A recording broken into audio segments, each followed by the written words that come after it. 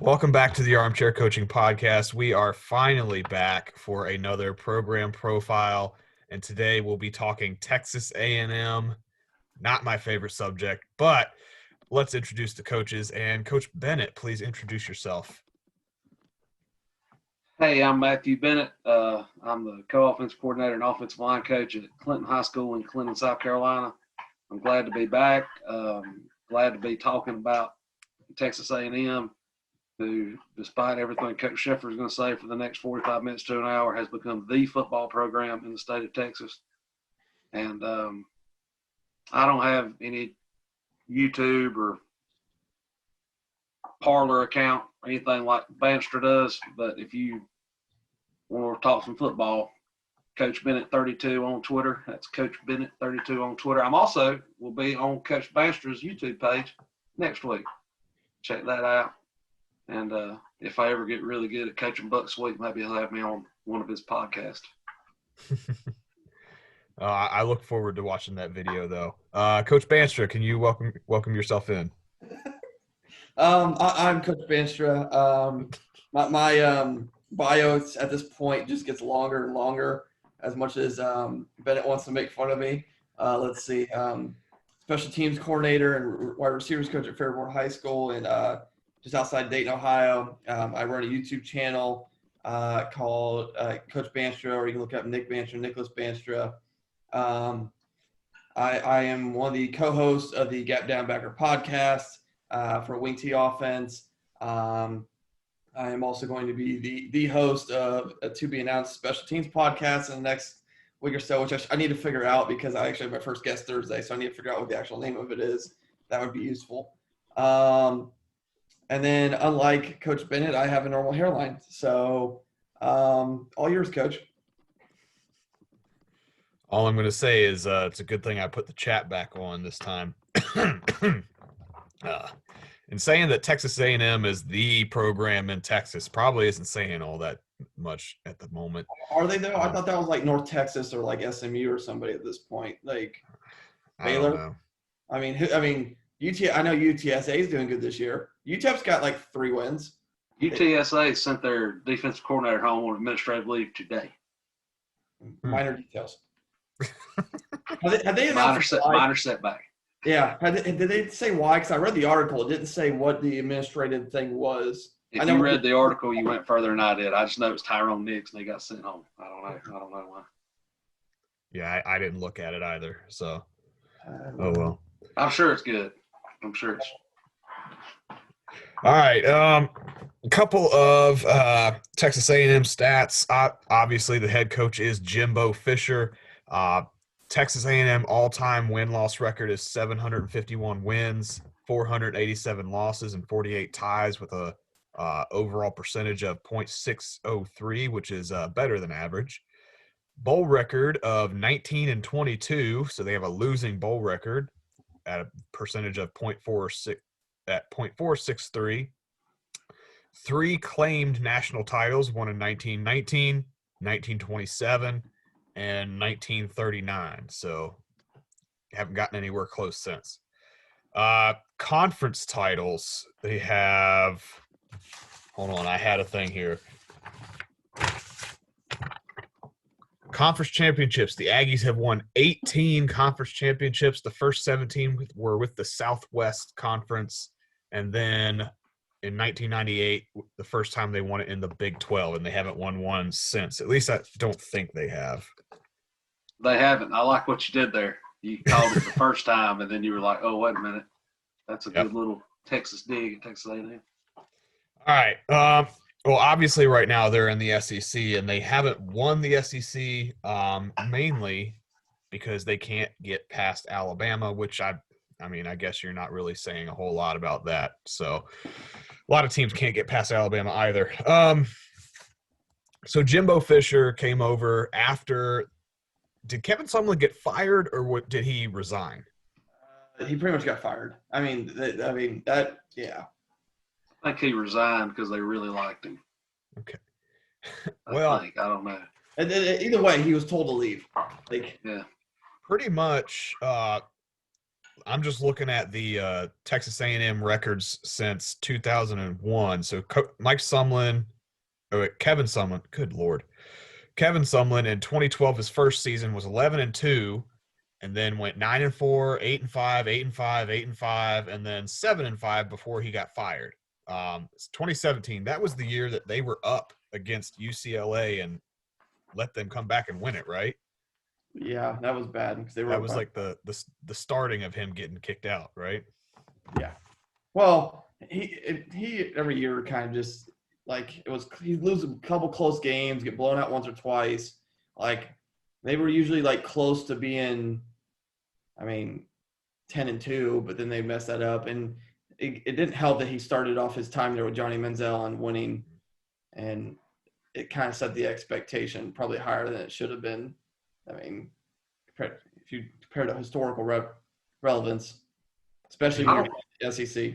Yeah. I don't know if Sheffer's got a huge West Coast following yet, but just because you mentioned UCLA, need to put that in the way back files and maybe think about talking about Chip Kelly soon, because they just had 400-something yards offense the other day. That's the last thing the Pac-12 needs, or the rest of the Pac-12 wants, is for that Ferrari to start running. Mm. I'm a big Chip Kelly guy. Wow. Although I'm sure Bandstra's got some kind of angst against him, doesn't like him for some reason. No, I like him. As he does against most people that are liked and loved. Well, unfortunately, UCLA's been not so great the last 2 years under Chip Kelly. Maybe it's just been rebuilding years. I don't know. Their offense hasn't looked very good. I'll tell you what, you give somebody only 2 days to prepare for him, he's going to put some points up. That's what he did to Cal on Sunday. Mm-hmm. Yeah. Really, just the first half. They only scored 7 in the second half. Well, that's the question: did they get that many yards and score that much because of 2 days practice or 2 days notice, or is it because they're better? I don't know. Wouldn't think that's as a Pac-12 defensive coordinator, I wouldn't think you'd have a hard time finding resources on Chip Kelly, because he's kind of a big deal when he's out there at Oregon. I'm sure there's a lot of game tape floating around the library or wherever you're at. Yeah, but although he's done a lot of stuff at UCLA, he didn't do at Oregon. He played. Yeah, his offense looks completely different. Yeah, it looks more like a pro style. Yeah, I think it's at least just the last 2 years. I think it's just because he hadn't got the Team USA 4x4 team up there yet, like he had at Oregon. They could all just go. Golly, it was a fast football team. Mm-hmm. Well, it helps when Nike and USA's track and field team all practice there. Yeah. Well, oh good Lord, who was the offensive coordinator for Texas A&M when Johnny Manziel wasn't that Kingsbury? That was Mr. Kingsbury. Yep, he was a GA at Houston, and then they went to A&M, and he was like a quality control guy for a year, and then took over as the OC.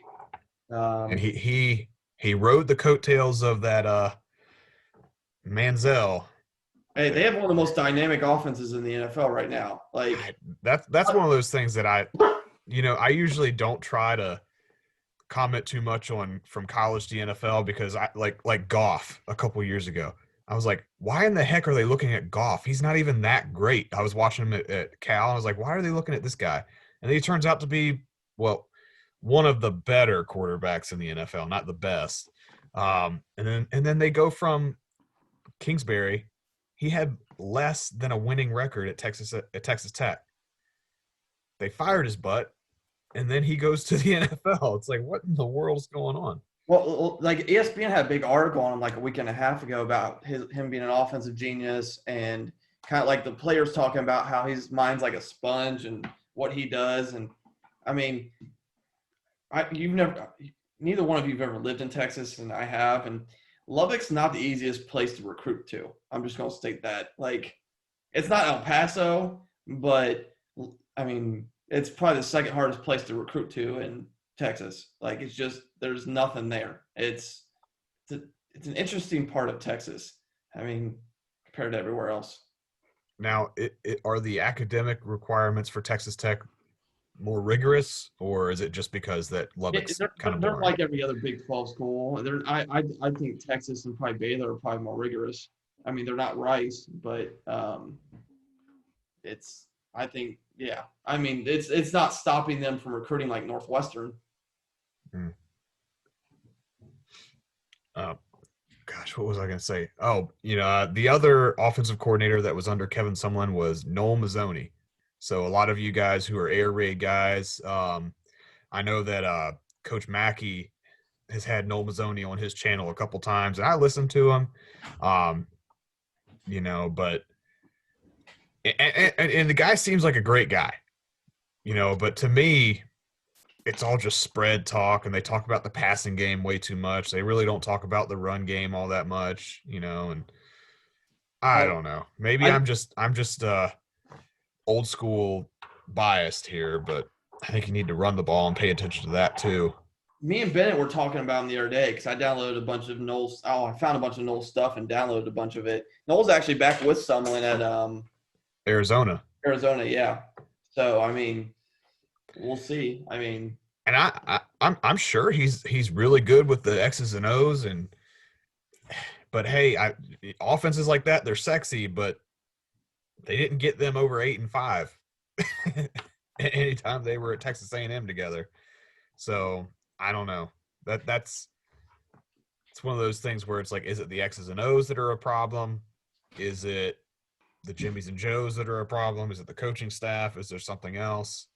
I think a lot of that you can look at and everybody saw it. It was big on the Twitter sphere. That stuff that Urban Meyer said Saturday. Mm-hmm. There's not any bad football coaches in the NFL or in college football. Not any bad football players. There's something underlying there. I think that's ultimately why someone left A&M, because there was something keeping them from getting over that hump. And from outside looking in, it was that they just didn't play well against teams they should have beat. They played well for the most part, I thought, against Bama and Auburn and LSU, but I mean, maybe not so much against Bama except for the time they beat them with Manziel. But I mean, what gets you run off from a place like that is losing games you shouldn't. Yeah, I think that's similar to what you're seeing at Michigan right now. You can survive a long time losing games that you're not expected to win anyway. It's when you start losing games you expected to win. Same thing happens at Texas. Every year they lose to at least 2 or 3 teams they shouldn't, like TCU or Baylor now, who's not very good. They had a close game versus Baylor. I don't know what you're talking about, man. Texas is back. Didn't you hear? Texas is back to mediocrity. Like they are every single year. That is another prime example, though, because I think Tom Herman's great.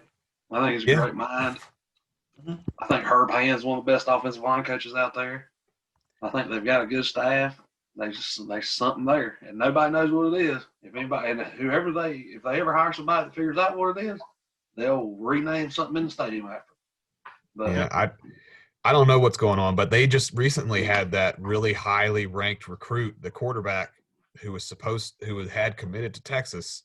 He decommitted and opened up his recruitment again. And the rumor is it's somebody kept telling him that Texas is not the place to go if you want to develop and get better over time. Because, I love Texas. I like watching Sam Ellinger play, but Sam Ellinger playing right now is the same Sam Ellinger that played 2 years ago. There ain't nothing different. It's the same. Like, he hasn't developed any better. He's not making better reads. It's the same. So I don't know. This is why Texas A&M people hate Texas, because it took us 4 minutes on the Texas A&M podcast to start talking about Texas. Oh boy. True. I talk about Texas all the time. I never talk about them very nicely, though. I love Sam Ellinger. Love him. I love watching him, and I love that offense. It's like watching a car. Watching him is like watching a car crash. Yeah. But you're like, oh, is he going to save it? Is he? No. But man, sometimes he's just like the way he played against LSU when Burrow was there. Mm-hmm. My God, that was the only close game they had all season. Sam Ellinger out there just gutting out big yards, big plays. I don't know. I like it kid a lot. Yeah, he's a gamer. I'll admit that. So relatively new head coach at Texas A&M is Jimbo Fisher, who before he was at Texas A&M, everybody knows he was at Florida State, and they won one national title with him. But other than that, did they win any like ACC champions or anything like that while he was there? Except for that year they won the national championship. Because I know there for a few years, it was whoever won the Clemson Florida State game was going to the ACC championship game. Yeah, I want to say they won the SEC another ACC. time. ACC. Yeah, I'm sorry, I'm thinking about Texas A&M. Jimbo was the head coach at Florida State the last time they absolutely drilled Clemson, and Clemson was like 8th or 9th in the country. Mm-hmm. And Florida State just rolled them. I think that was the year they won the national championship. They won 3 conference titles and 1 division title. Mm-hmm. So they won 2010. They won the division. 12, 13, 14. They won the conference, and 13 they also won the national title. Okay. In 2010, they won the division, didn't win the conference. Yeah. Right. Yeah, they were first in the Atlantic. So Pretty sure they got beat by Georgia Tech. Mm-hmm. I believe that was another. I mean, hate to make it a Paul Johnson show, but Paul Johnson was a big bugaboo to Jimbo, as he was to a lot of people at He's Georgia Tech. still waiting on a job. Well, that's another when we start talking about people who are up for new jobs. That's another guy that we need to bring up. That's one person who, at least as far as we know, doesn't have skeletons in the closet. And that's a little bit of trolling from when I put on Twitter earlier today. Be right back, boys. My dogs are going crazy. All right. Well, ever since this is Jimbo Fisher's 3rd season at Texas A&M, and so first year he went 9-4, second year 8-5, and it's currently 5-1, only with a loss to Alabama. It was a pretty convincing loss, though. But as of right now, they're ranked pretty high. Are they number 5 right now? I think they're number 5. sounds right. Yeah, I'm pretty sure they're I number 5. I don't put anything into any of the current rankings Yeah. because this conference has played this many games. This conference has played that. So-and-so's had 12 canceled games at this point. And A&M, they canceled one, and they just recently canceled their Ole Miss game. Yeah, like I mean, you can't really put in any like. This year should just be a wash. Like it washed. Like so I think you're going to have record low firings at this point. Like I know what's his face at Utah State just got canned, and then obviously South Carolina the coach got canned. But like, I just with how odd this year is, I don't see many openings. Like it's like the opposite effect of high schools. Like I see record number for high schools because of all the COVID cleanings and procedures that we have to do. I talk to other coaches all the time, and they kind of agree with that. Like you're just going to see people just retire or take a year off. Whereas I think in college, a lot of these guys are going to kind of given the, it's COVID. Mm-hmm. All right. Well, we talked a little bit about Jimbo Fisher there and his record, but I'm sure Coach Bandstra has some thoughts on his opinions on Coach Fisher. So, Coach Bandstra, what are your thoughts on Coach Fisher? I mean, it's just I have the same kind of thought I have on John Gruden. I think they're both good coaches, but they have this like weird mystique about being like quarterback whisperers that outside of like pinpointing one player, like I mean, he had Jameis Winston, great. You did a great job developing in him and winning a national title with him. Great job. I'm not saying that's bad. Like you did fantastic with him, but like I can't pinpoint one off the top of my head after that. I'm also not a huge Florida State guy, but like none of those things come to mind. I mean, I don't think anybody questions his X and O acumen. I think he does a great job scheme wise. It's just he's one of those coaches that's gotten this aura because of winning a national title with the quarterback or whatever, and hasn't done it again. Now, I mean, is that necessarily his fault? No. I mean, not many people beat Nick Saban. And technically, none of his assistants have ever beaten Nick Saban. So that's your first problem. And then he also played in the ACC when that was when he decided to figure it out. So 2 factors in there. But, I mean, I don't – maybe I'm just missing something, but I don't get where the quarterback whisperer thing comes from. Now, that national title year with Florida State, is that a situation where they struck gold that one year, or was that a symptom of they were actually good for a couple of years and they just finally made it over the hump that one year? They were good the whole time Jameis was there. Yeah, I mean, they had 3 – like I said, I just went over. They went, 3 straight conference titles. I mean, that's a recipe for success. I mean, really, outside of his last year, they won, I think, if I remember correctly, 10 games every year. Right? I mean, I'm not saying he wasn't successful. It's just that I don't get the quarterback whisperer comparisons. Maybe I'm You also got to remember Florida State went on a run there, unprecedented number of years, finishing in the top 5. And, you know, nothing against the people that have been there since Jimbo or Jimbo's last year there, but it's not exactly a tough place to win. I think it's significantly harder to win where he's at now. Just the lay of the land. Whereas you go to Tallahassee, Paul Johnson's not Georgia Tech anymore. You go win in Death Valley, and you know you're playing in the conference championship game. Whereas now, I mean, let's say they'd have beat Alabama, and then still got to play Auburn, still got to play LSU. The Mississippi schools are picking it up. You know, a lot going on. So what happened those last couple of years? Was it because Jameis left and he was the key, or was it bad coaching, bad recruiting, bad culture? I've heard different things, so I don't know what was going on, but they just weren't very good. And now they're even worse. I don't know what's going on in Florida State right now. From my standpoint, being in South Carolina, Florida State ceased at some point. I don't know when it happened. Maybe it was when the old man retired and Jimbo kept it going for a little while. I don't know. But at some point, they ceased to be in the school. Like in South Carolina, if you were a football player in the state of South Carolina, Clemson offered you, man, that's great. South Carolina offered you, man, that's great. Everything goes off the table the second Bobby Bowden calls.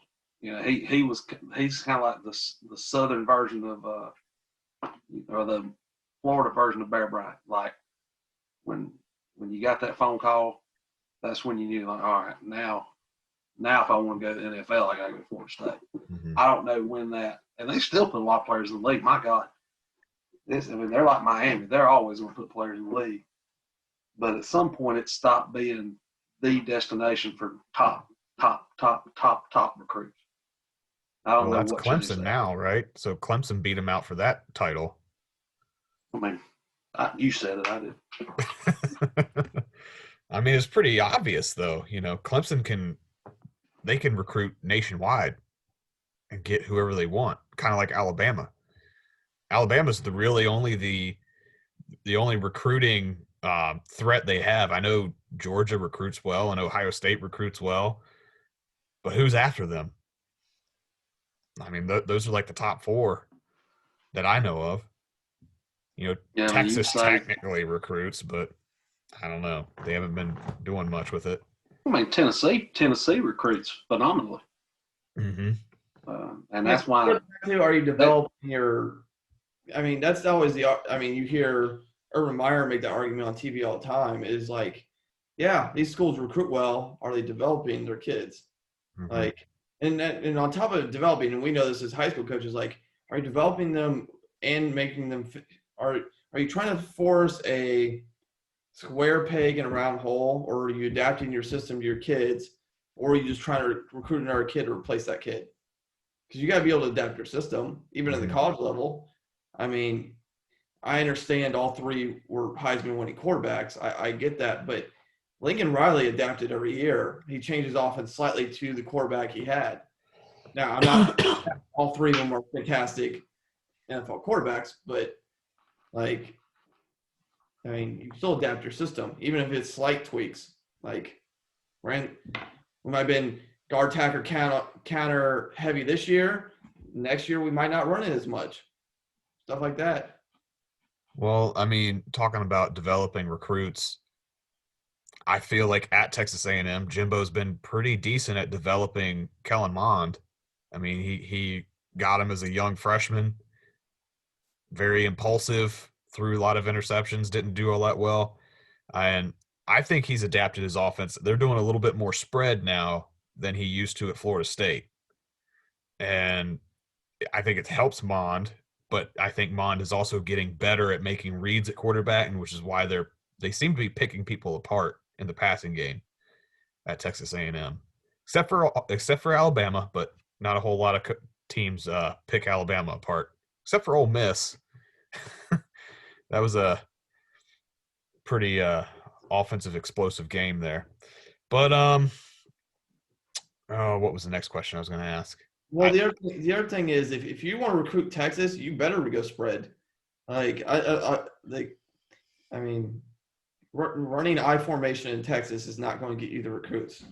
There's 8,000 receivers in the state. If you want them, you need to show them that they'll get the ball. Well, I mean, in a pro-style offense, they do pass it quite a bit, so they're going to get the ball. Yeah, but, I mean, you have 2, maybe 3 on the field at a time.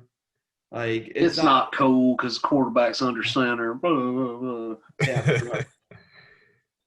Well, I was thinking the other day, talking about that, talking about, if you want to recruit well, you need to go to the spread.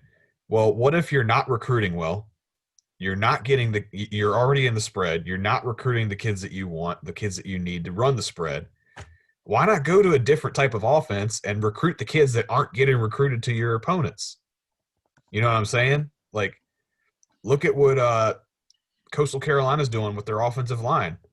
They're getting those small, nasty kids who aren't getting recruited by the big teams, and they come in with a chip on their shoulder, and look at what they're able to do.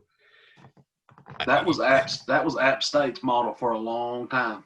Mm-hmm. When Sean Elliott was offensive line coach at App State, under his old head coach, Coach Moore, and when Coach Satterfield was like the quarterbacks coach or offense coordinator, and Sean Elliott was the offensive line coach, man, them cats were undersized and they'd get after you. Mm-hmm. They were mean. They were good. And, like, if you're going to run the I formation, you're going to need – well, I know there's people out there who are going to disagree with me, but you're going to recruit a different type of kid than the spread team is, especially at O-line. You're going to recruit a different type of quarterback. You'll probably recruit different types of tailbacks, maybe. So, I don't know. I'm not a huge believer in if you want the good recruits, you have to go spread. I think you can get good recruits. You just might have to go a different direction. But what else? Coach Bennett, do you have anything to add about Coach Fisher there? I mean, not really. I think I'm not near as hard on him as Bandstra is. I think he's a good quarterback mind and a great schemer. He's Texas A&M had no shortage of first downs this year, except for when they played Alabama. And Alabama, they're outgunned and outmanned. And everybody is when they play Alabama for most positions on the field. But I think he'll keep recruiting and they'll be fine. I think he's a little bit more stable than Sumlin was. And I think that'll help him out in the long run. Well, it's talking about Coach Sumlin and the past. I mean, you look at the records going back 20 years here. The highest win records, Kevin Sumlin in 2012, 11 wins. Other than that, every other year was under 10 wins, some of them under 5 wins. But there's kind of a stable average there of about 7 to 8 wins a year. Is that's pretty much the expectation now? Is that 7 to 8 wins? Is that going to keep a job there at Texas A&M, or is that going to get somebody fired? Obviously not. When you get paid what he's getting paid, he better roll off 9, 10 wins. In a normal year, he better roll them off because he's making so much money. Now, is that realistic? I don't know. I mean, big time Texas money and SEC money on top of that, and I mean, expectations are everything. I mean, I've heard a bunch of old coaches here in South Carolina talk about good-looking teams when they get off the bus. A good-looking team, that's the kind of team that gets you fired. Because when people look at them, they say, "My God, how are they not winning every game?" Yeah, ain't always the case. There's a bunch of real good-looking teams that get off the bus and look good, and they get back on the bus and ride back home after taking ice with them. And I've been on both sides of that. That looks ain't everything, but damn, it means a lot to Texas A&M. Mm-hmm. And the look of paying $75 million to a football coach that's going to win 7 or 8, I don't think that'll do it. Well, the other thing is when you're making that much money, it's very hard to fire him too. Oh, yeah. I understand there's good booster money down there in Texas, but he is making again, it goes back to my John Gruden comparison. They both have obscene contracts, which is good for him. Get paid, son. Enjoy. But, that's a crap ton of money. When they hired Jimbo Fisher, they presented him with a replica of the national championship trophy. I remember that. Like, that's bold. Didn't they had like a plaque that said national champion or something somewhere. I don't know, the future national champion trophy or something like that. Yeah, If I'd been him and saw that beforehand, I'd been like, y'all get that thing the hell out of here. Because that's what, if I leave or get fired, that's going to be the picture everybody puts up. And it is. It still is. Yeah. That happens. But I mean, shoot, they could make the playoff and win it this year. Who knows? Well, I mean, their remaining schedule, because as of right now, they're not playing Ole Miss anymore. That got canceled. Hasn't been rescheduled. Tennessee game got postponed. So as of right now, the remaining schedule is LSU, Auburn, and Tennessee. So they got a shot to win the rest of those games. And they got a legit chance to make it into that playoff, but I think they got to be really impressive, and they've got to hope that 1 or 2 teams ahead of them loses. I think they got to beat the hell out of those 3 teams, and they got to hope Notre Dame beats Clemson again. Mm-hmm. Because if Clemson beats Notre Dame and it's close, then both of them will get in because of that game of the year they had. Mm-hmm. I mean, the college football, the media people in college football, especially the older ones, they want Notre Dame to be good so bad, and this is the best Notre Dame team I've ever seen. So if they can lose, they can take a loss in the SEC championship, still get in. So they got to hope that Clemson loses. Who else they got? Again. They got to hope Florida loses again. Even though technically A&M beat Florida. They hold the tiebreaker, but as of right now, Florida's ranked number 4 and Texas A&M's ranked number 5. So technically speaking, obviously Coach Bandstra said something earlier about the rankings at the moment really don't matter all that much, but as of right now, they think that Florida's better. So that I mean that it was a close game, 41-38. So if Florida makes it to the SEC championship game, which looks like it's probable that's going to happen, maybe they beat Alabama, maybe they don't. Who knows what happens there? But what do you guys think? Would a 1-loss Texas A&M team deserve a playoff bid over an undefeated BYU or an undefeated Cincinnati? What do you think? BYU, yes. Cincinnati, ask me at the end of the season. Luke Fickell's got them turning. The difference between the two is really you can see where Cincinnati is competitive each year and each out lately. BYU, this is the first season they've truly been competitive in a couple of years. I at least know Cincinnati's probably not a complete fluke. Mm-hmm. Whereas BYU, it might be Hawaii 2.0. The thing with BYU, and this is if you're going to be devil's advocate, BYU's going to say, yeah, but we have beat the hell out of people. I mean, that's going to be their caveat to the whole deal. But I mean, I agree. I mean, I think Cincinnati's more than deserving if they finish running the table. That defense is good, and people underestimate that offense. Man, they can score. They can score. They grind you down, and then they bust some big ones.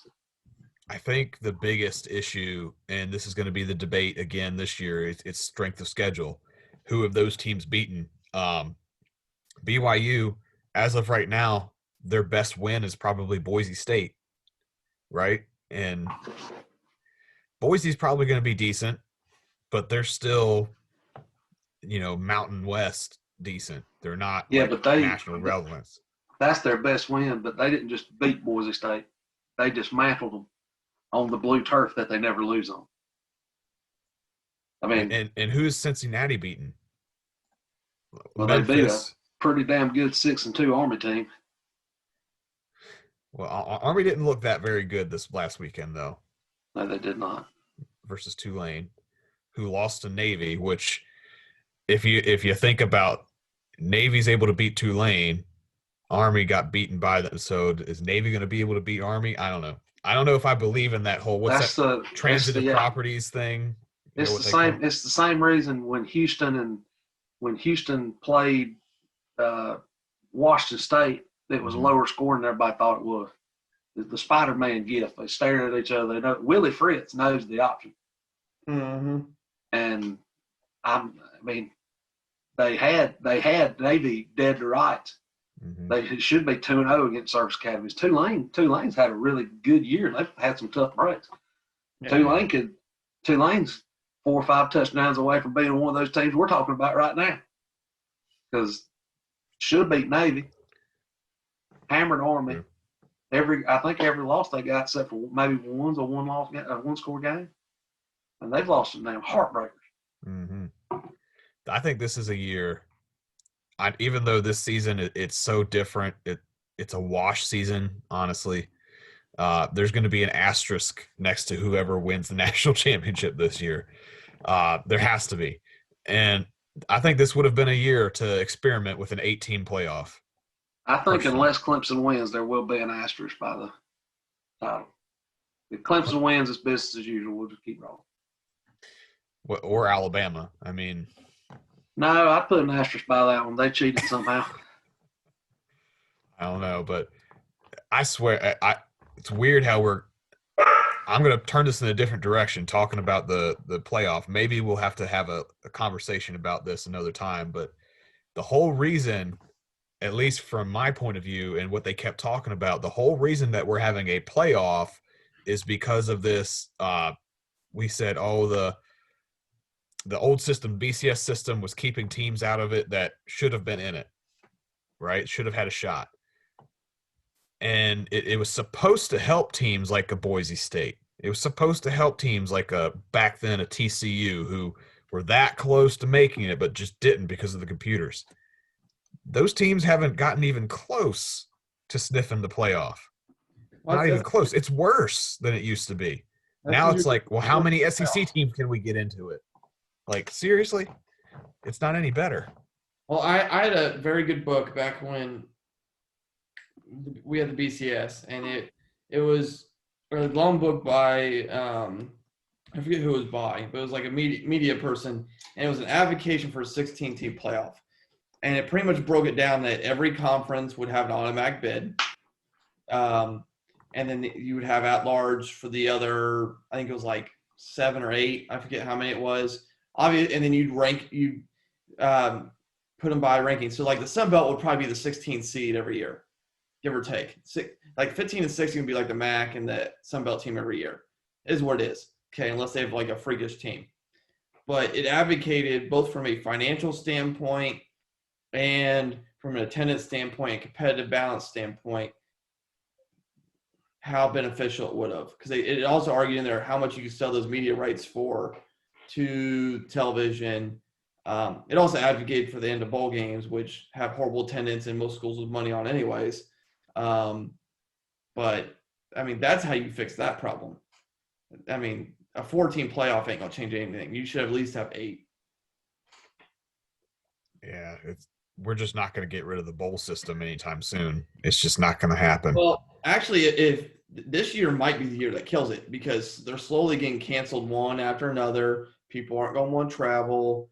You can't have attendance there anyways. You're not making any money. There's no concession money. Like, in honesty, if it's going to be a year, it's going to be this year that cancels that. Yeah, so it's like let's say hypothetically they cancel this year's Kraft Fight Hunger Bowl. She's home now. So they cancel this year's Kraft Fight Hunger Bowl, right? Are they really going to bring it back next year, even if it's a normal year? Yeah. Probably not. I mean, and they have like 8 or 10 new bowl games every year, or they change the name, they change places, or I don't know. I love watching bowl games. I do. And there's always that one or two that you think are going to suck and are actually really good. But I don't know. I would agree. I think the playoff system would be a little bit better. And then teams that don't make the playoff, maybe you have like a concession game or something. Well, that or you have like the NIT. You just make it a little like, and you don't need to go 16 team. Look at like a little 8-team concession tournament for the, you can call it whatever you want, the group of 5 plus reject big schools. I don't like. Well, I mean, there's other like invite tournaments now. It's in basketball. It's you got the NCAA, then you've got the NIT, which is right under it. But then you've got like others now. There's a couple others for teams that either don't make the NIT or they choose to go to a different and they're all tournament. I'm not one of those advocates for everybody gets a trophy. So, yeah. I'm not the best person to advocate this to. I'm for a 16-team playoff, and that's about it. It's just you didn't win. Sorry. Try again next year. What's Sheffer trying to do? Give everybody a championship? Yeah, he's trying to give everybody a trophy. Is that how is that how he wants Texas to come back? I mean, it's either that or get their hopes up somehow. I don't know what the. Hey, maybe they can get Jim Harbaugh after he gets fired from Michigan here in a minute. Nah, he's going to the NFL.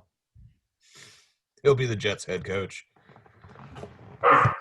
He'll be the Jets head. God. That's a step. He'll get the Jets job and end up running Trevor Lawrence back to Clemson for another year. Oh Lord, I don't know that Adam Gase guy. I don't know why he has a job. So y'all don't have to hear the barking. Do what? I got earphones I can put in here so y'all don't hear all this barking. All right. I don't know that Adam Gase guy talking about the Jets. I don't know how he has a job in the NFL. The only reason he has a job is because he had the privilege of coaching for Peyton Manning when he was at the Colts, being his offensive coordinator for a few years. After that, he hasn't done jack crap. But we haven't really talked about Texas A&M a whole lot, have we? I mean, there might be a reason for that. I mean, I mean, like they're another just and prove it. You have to prove it before you change your mindset that you're just another SEC team that isn't in the top echelon. I mean, the worst thing they did was lead the Big 12. Like, I mean, I'm just going to like, and I get why they left the Big 12. The Big 12 was a mess at that time. The money, like. You had Oklahoma and Texas talk about moving to the Big 10 or joining a couple other schools and making some sort of super conference. But there's talks of the Pac-12 at one point as well. Like, okay, great. Now, I mean, it's just – and let's just be honest. There's Texas, there's Oklahoma. You can probably make the argument for Oklahoma State, and that's about it. Like, Baylor will have their years. Kansas State will be competitive, but they're not like an upper echelon. Iowa State's Iowa State. Texas Tech is Texas Tech. Like if we were to take this year's Texas A&M team and put them back in the Big 12, would they be unbeaten right now? Yes. Yes. Because Oklahoma's down right now. I mean, which is expected. I mean, they just lost Heisman winner after Heisman winner and NFL lineman after NFL lineman. Like.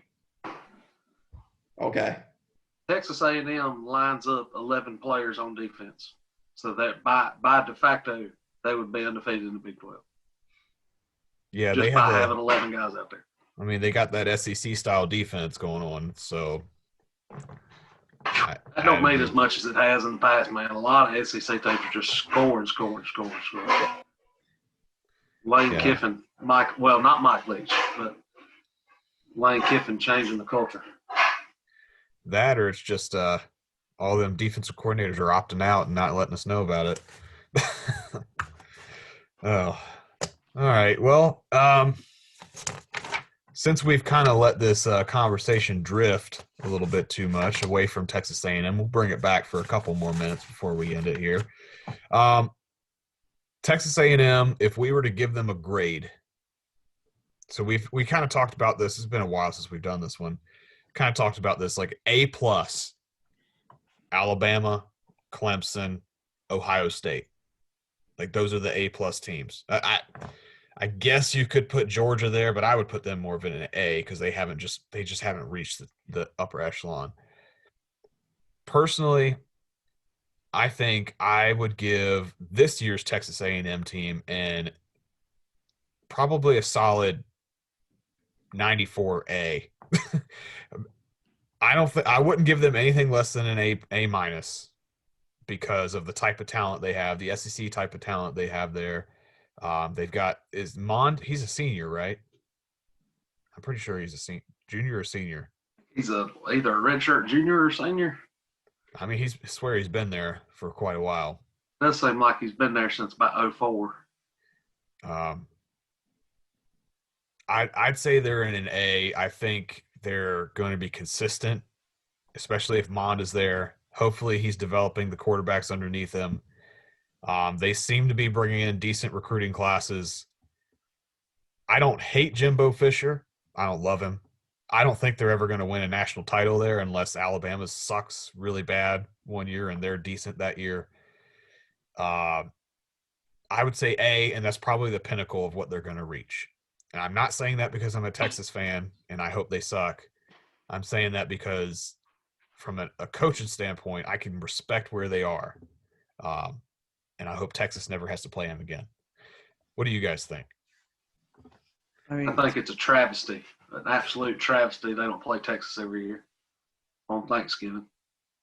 And I'd give them a B+ or an A. I mean, they're solid upper echelon SEC program. They have the unfortunate draw of you're in the West, and there's only one way through the West. Bandstra? They should be better than they are. I mean, you recruit Texas. They're C. C+. They're forcing me to make a grade. Like, it's just like, as somebody who lived in Texas, it's just painful. Like, it just truly is. Like, did you live in Texas? Yeah, 7 years. Like, just outside San Antonio. And, like, they were decent then. And I remember Ryan Tannehill playing there. And, hell, I remember Ryan Tannehill starting as a wide receiver because they had, oh, God, who was their quarterback? I don't remember who it was at the time. Ryan Tannehill could have been an NFL receiver, too. That's how athletic Ryan Tannehill is. Like, that's where people underrate all that. But Mike Sherman was the head coach at the time, too. But, yeah, that's a whole other conversation. CC+, but they should be a B+, A- program. But, again, I don't think – again, I was talking to somebody the other day about this. I have a severe problem with how some of these conferences are set up. A&M should not be in the SEC, just like West Virginia should not be in the Big 12. And really Iowa State, Nebraska, Kansas are all in the wrong conferences, but that's a whole other conversation as well. I mean, that's what we need to do a podcast on is let's fix a conference alignment. Well, you're often wrong about things. But West Virginia is literally on the Atlantic coast. Yeah. Mm-hmm. I mean, Cincinnati would have been a better fit. Like, and Cincinnati almost got that spot. But like neither one of those teams should have been in the big. Like whatever. That's Missouri should not be in the SEC either, and that's a whole nother messed up conversation. So. Yeah. All right. Well, let's end this one before I vomit. Talking about Texas A&M. All right. This has been the Armchair Coaching Podcast. This is Coach Sheffer signing out.